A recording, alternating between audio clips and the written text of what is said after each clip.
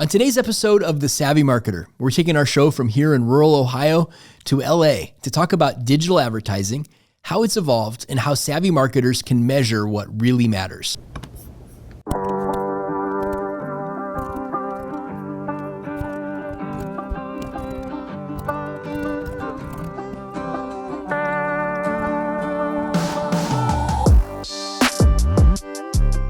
I'm really excited about today's episode of The Savvy Marketer. We're going to be talking to my friend Sara, and she and I have both managed digital ads for a long time. In fact, if you measure in internet years, it's been an eternity. But while my team 15 years ago were running ads for small companies, Sara was working in Chicago and managing large-scale campaigns for major brands like P&G and Allstate. Sara has consulted with Spire, and she's helped apply some of the lessons that she's learned working at scale with major brands back so that we can make our campaigns for small and mid-sized companies more effective as well. Sara's going to talk about 3 types of KPIs that companies of all sizes can use to make their marketing hum. But first, a marketing moment. Today's marketing moment is about making your sales and your marketing work together. As a company grows, the sales team and the marketing team can start to feel like 2 completely separate camps. Marketing is pushing sales to make something happen with all those leads they've been generating. And sales is telling marketing to quit sending them such junky leads so they actually can close the sale. Does this sound familiar? Here's the thing. A lot of great stuff can happen if sales and marketing will just sit down together at the same table to share information and look for ways that they can help each other. The marketing folks, by learning from the sales team, can shift from targeting vague avatars and instead target real people, the prospects that the salespeople are trying to reach. And when sales understands the message that marketing is trying to deliver, they can deliver that message through their own personal networks and social networks and sales prospects and deliver it more effectively than marketing can do on their own. So whether you're in sales or in marketing, if you are struggling with the other camp, try to take some time to get everybody to sit down at the same table. Maybe carve out a half a day. Share information with one another. Learn from one another. Look for ways that you can help each other. It's amazing what can happen when you work together and start saying the same thing. And that is your marketing and sales moment. So our guest on The Savvy Marketer today is the founder and CEO of LeadLab Media. Her name's Sara Johnson. Sara, welcome to the show.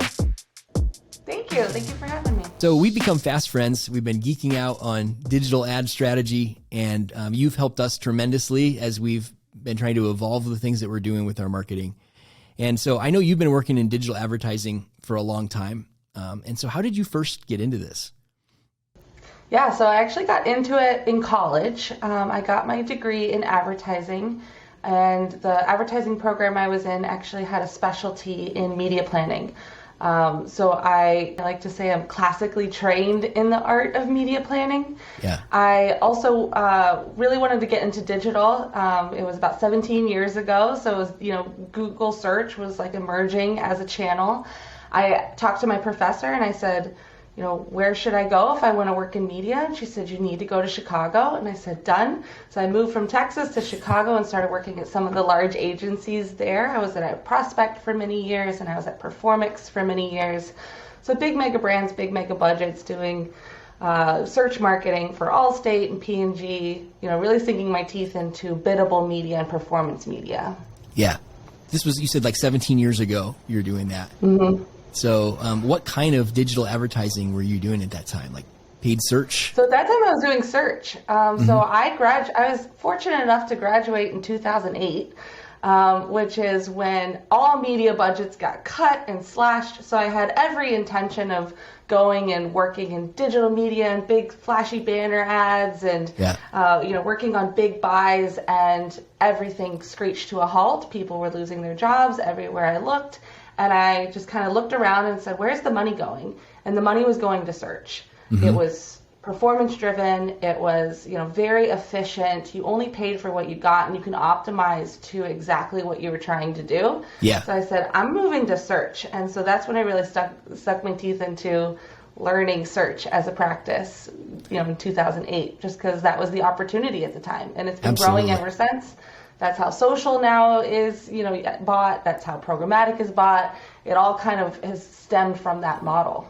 Yeah, and I was just a couple years into Spire at that time, and search was so much fun back then because it was like, it was so much simpler, and you'd pick your keywords, and I feel like there was like 3 to 5 cent clicks for everything, 100%. And it was like you're sitting on this gold mine of like customer data, like which we never got to get in any other channel. You run a TV ad and you just kind of got to see where it went. You didn't really get to see the data of like what happened, what did they click, where did they go. So I really enjoyed learning about the consumers through using search marketing. What keywords were they clicking? What was they resonating with? And we were able to then package those insights to our clients to say, hey, this is what people are really into. These are the questions they're asking. And it really informed strategy, which was my favorite part. And it's interesting because we were doing this stuff at the same time, but we were doing it in very different spaces. I mean, you were running campaigns for, major brands, and I'm running them for like small mom and pop shops, but about the same time. And I remember in that same era, that 2008, 2009, like we were struggling, like everything was drying up with small business too. And I did a seminar to talk about how to do marketing during a recession. And it was like a local chamber event. And I went in and said, look, you guys are spending money they were asking questions like, should we keep running those billboards and those radio campaigns in the local newspaper? And I'm like, no, you need to switch to Google, because right now you need to target the people that are actually still buying. And so it's the same world, but completely different scales and levels and stuff like that. So good 100%. stuff. And then there's no commitments. So, it's like, it's not, if you do a billboard, you have to commit to 6 months and it's all this money and you just don't know what your business is going to look like when you're in such tumultuous times.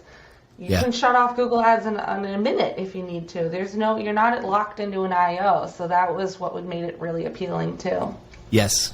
Good. So I'm interested, how have you seen digital ads evolve or devolve, depending on how you look at it, since those days of, easy clicks on Google and flexible budgets? How have things changed since then? Yeah. So, I mean, coming from, the 2008 era, I would say starting in like 2012 to recently, we kind of all got really used to having lots of consumer data. We were tracked in lots of different ways. Your app was tracking you, the social media, platforms were tracking you, and that was how we did a lot of our buys. We built lookalike audiences, and we did a lot of retargeting, and you were able to track individuals, which made advertising really effective and efficient. Yeah. If you're looking for someone who's buying baby clothes, then, you can target mothers because she was on a baby website, looking for baby tips. So you could then know, oh, she must be, expecting. We can, now offer, advertise baby clothes. That was all real easy up until recently. But now that we're seeing that there's, backlash in tracking, people are able to opt out. iOS 14 has kind of blocked tracking, as a standard. You then can opt out, with whole apps. We're starting to see that that's becoming a little bit less reliable, which I actually, as a classically trained, media planner, see it as an opportunity. Mm-hmm. I think, there was a period where we were relying too heavily on the algorithms to kind of just target how they saw fit to find those right people. But now we have to go back to our media planning roots. Mm-hmm. What are your people doing? What do they like? What do they read? What are they interested in? And then you can kind of have that mix of old school and new school, using the technology directionally to kind of see where people are and how it's doing, but also using your consumer insights to say, well, where should we be? Does TikTok make sense? Does Facebook make sense? Where are our customers and what are they doing for us to really target them? What caused you to start LeadLab Media? How long were you in Chicago, and where did you go from there? So I was in Chicago for 12 years. So when I was working at those big agencies, I was also paying off some student loans. And so I was kind of freelancing on my nights and weekends, helping out some smaller agencies and smaller advertisers around town. Yeah. Search and digital was very new. So there was just a lot of opportunity for me to be able to take my day job and kind of help those skills for some smaller advertisers. And I loved the work. It was, the advertisers were strategic. They were ready to test new things. They were, it was just, I found it very inspiring work because you're working with real dollars that need to, actually perform, and that inspired me to quit my full-time job and make my part-time job my full-time job. And I started freelancing full-time 8 years ago. Yeah. So I started freelancing, and now we've grown to a team of about 15. We spend, a lot of our day in the platforms. We're, doing a lot of search marketing, social marketing, programmatic, anything where you're really getting into the platforms and optimizing towards a goal is in our wheelhouse. Okay, excellent. And on a personal note, because we jump right into, whenever we talk, we jump right into it. On a personal note, when you're not working, what are some things that you love to do? So I'm a new mom. So Congratulations. I would say, thank you. So I'd say my day is full of getting as much as I can done during the day, really, fitting it all into an 8-hour workday. And then when I'm done, and I spend time with my daughter. Yeah. So we like to go to the park and we just hang out with her, and I really just try to enjoy the time that I get with her. Beyond that, my husband and I like to travel. We love to go to music festivals and concerts. So we're getting babysitters here and again so that we can go see some shows around town. So really just trying to find that good balance between family time and work time. Yeah, cool. And you are no longer in Chicago, right? I am not in Chicago. So during pandemic, my husband and I were looking at each other in the freezing cold with all the restaurants closed, and we said, what are we doing here? Let's go where there's sunshine. And for no reason at all, packed up all the kiddies into a van and drove across country and moved to LA just to get some more sunshine and hang out in the mountains. So we've been here for about 2 years now, just for a change of scenery. Cool. So, I can't resist this. So you moved to LA during the pandemic. So you did get some more sunshine, but you got more closed restaurants and stuff like that too, right? For a lot longer, which actually worked out well because I did not intend to get pregnant the day we got here. I literally found out the day we unpacked that van that I wasn't feeling well. And sure enough, I was pregnant with our first kid. And I guess I couldn't have gone to restaurants anyway. So it was a good time with everything closed, no FOMO, to just sit and be sober and have a baby. Good stuff. So what are some of the biggest challenges that you see digital marketers face today when they're trying to run campaigns? Yeah, I think this, there's this tracking, the lack of tracking, and that's only going to get worse, is going to continue to be an issue. I think, marketers really need to be really thinking about how they are going to be measuring their advertisement and their marketing and everything that they're doing. So really thinking about how they're getting that data themselves. So if you can't rely on the tools, you can't rely on, Facebook tracking pixel, and you can't rely on the Google Ads tracking pixel, and even Google Analytics is going to be directionally reliable. Still set them all up. You need to see that data, but it's not going to be the end all be all, and it's not going to tell you everything about how your ads or how your marketing is doing. So you need to have ways to be able to measure that yourself. So figuring out ways that you can, track your customers internally through CRMs and make sure that you have all the data in place where, where did the lead come from, and then how long did the lead take? Well, how many times did a salesperson reach out to that lead, and did that lead close into a sale? So then how much revenue did that lead make 8 months later? So being able to track that all the way from beginning to end is going to be the most important thing that people can do. Also, getting consumers to opt into their messaging is going to be really important. So finding ways to get someone to sign up with their email address to receive messages from you, because you're not going to be able to track them without their permission. Being able to offer webinars or to offer white papers or free discounts in some way so that they opt in to wanting to hear from you. Building that infrastructure is going to be a way that you could reach them post our tracking era. Yeah. Okay, good. And when I think about tracking, also COVID stuff. We had someone on our team that was functioning as our marketing strategist, and she was in a position where during that time she needed to step back and become a freelancer. And so we were going to try to hire somebody, and then I said, you know what, I want to step in and I want to be the lead marketing strategist again for Spire. And I've loved it. But there were definitely things when we got into it, I realized, like the reporting, for example, the tracking, it felt like we weren't tracking the right stuff. It felt like, we're giving reports to clients, marketing directors that are out there. It's not something that they could carry into their boss's office and say, what is this it is how doing we're for doing. me? Okay, what's a click? What's the value of a click? How much money did it make me? Exactly. Why do I care about this? 100%. Exactly. And I think there's a lot of people out there who are still in that place where they're looking at, impressions and clicks and things that don't really track back to some of those things you talked about. And so how can savvy marketers make that transition with the people that they're working with and get the information that they really need to get? Yeah. I mean, I think it's easy to happen because you do need to look at everything. And so as an optimizer going into an account and making decisions, we are looking at clicks and click-through rate and, what did they do once they clicked? Did they add to their cart? We're always looking for a quick signal that what we're doing is working.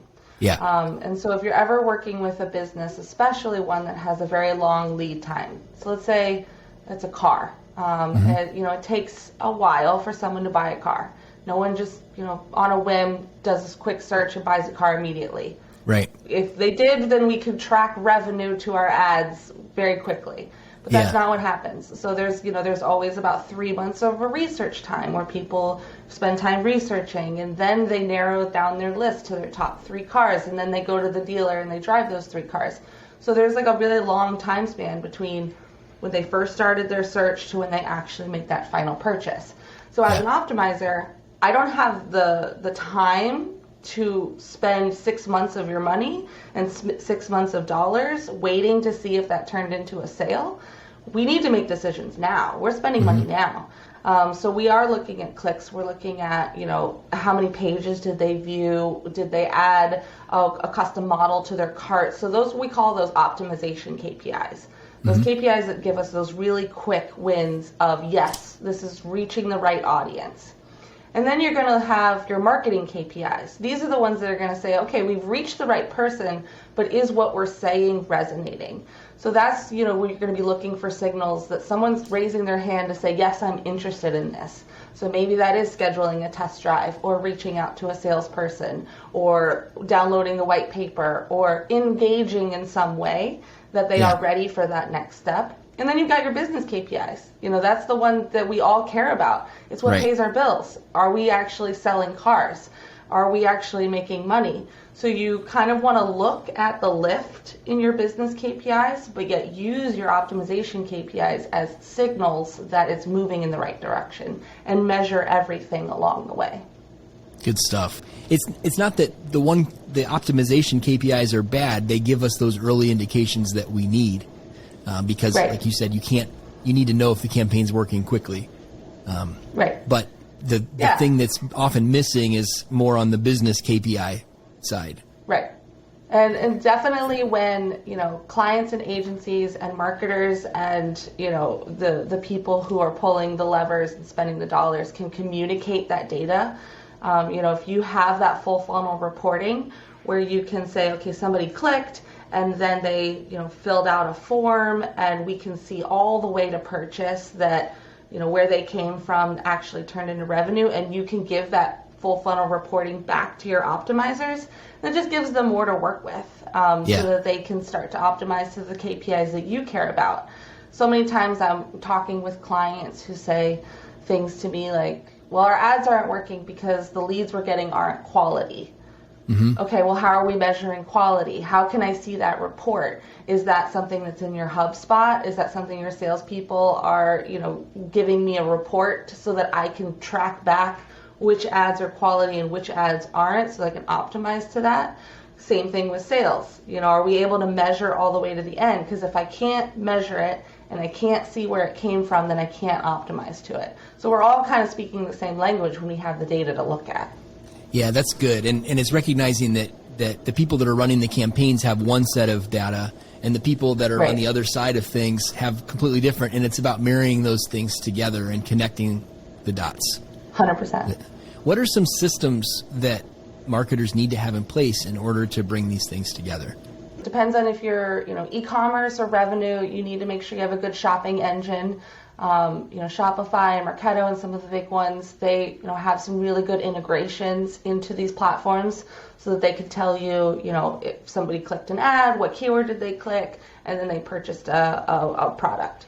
If you're something that's like online to offline, you want to have something that's like a signal that somebody came into the store.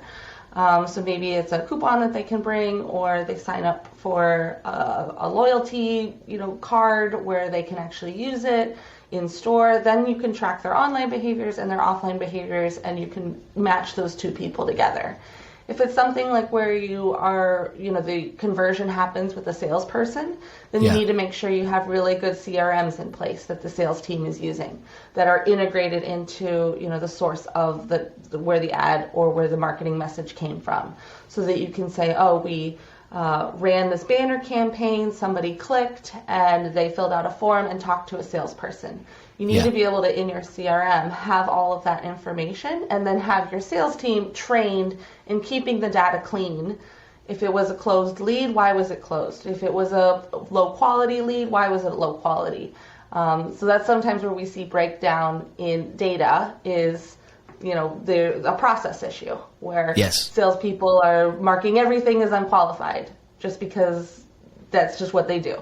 But that doesn't give us the data we need to say, okay, well, what was unqualified about that? So then having that training so that they're marking it in your CRM with it all integrated is kind of how you get that full funnel reporting.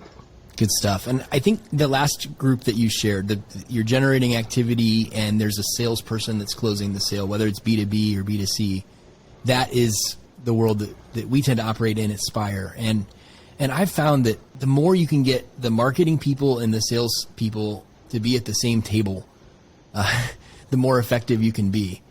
Because I think so often it's just like this separate world of, we'd be selling, we need you guys to close the sales we're bringing you. Well, no, we'd be selling more if you'd bring us better quality leads, and it's just this back and forth thing when really all the information that's needed to do it really well lives in the middle between what sales and marketing is doing. Would you agree? And it's all about building that integration, that data integration, because that's an age-old, battle. Marketing team says, I'm doing my job. I sent you tons of leads. You just didn't close them. Sales says, no, these leads were junk. You're not doing your job. Bring us better leads. Yeah. When you can then all be looking at the same data set, to say, okay, let's all be looking at what was not quality. Let's bridge that gap through data. So it's you're not just pointing fingers, but you're actually all looking at the same report, marching in the same direction, and held to the same goals. Absolutely. Sara, we are about out of time. This went fast. But I want to how can people find you online and things like that? Yeah, so check me out, LeadLabMedia.com. That's kind of learn more about myself and my team. We also are launching a training program, LeadLab Academy, because we do see that there's a lot of marketers out there who do want to demystify paid media and digital media and kind of learn the tricks and the terminology from the best practices that we've learned over the years. So we have some training programs for both practitioners and also, marketers who just want to be stronger strategists in this space. So we are launching our pre-sale on the beta of that training program. So check that out as well. Awesome. And then find me on LinkedIn, Sara Johnson. I'm constantly posting ideas and just kind of things that we're learning on our team. So connect with me and would love to keep the conversation going. Fantastic. Sara, thanks for taking the time to share, and just wish you well and everything that you're doing. Thanks so much, Jeremy. Appreciate it. Thanks for having me. All right. Hey, I want to thank you for watching today's episode of The Savvy Marketer. If your wheels are turning about KPIs or getting your marketing and sales team working together more effectively, I want to encourage you to like today's video, comment on it, and be sure to subscribe and share it with other people who need to see it as well. Every episode of The Savvy Marketer is brought to you by Spire. We're an Ohio-based marketing agency. We love helping small to mid-sized companies grow and scale. And we can do that by helping you sharpen your strategy, get the stuff done, and make your marketing hum. Take your marketing higher with Spire. Thanks for watching.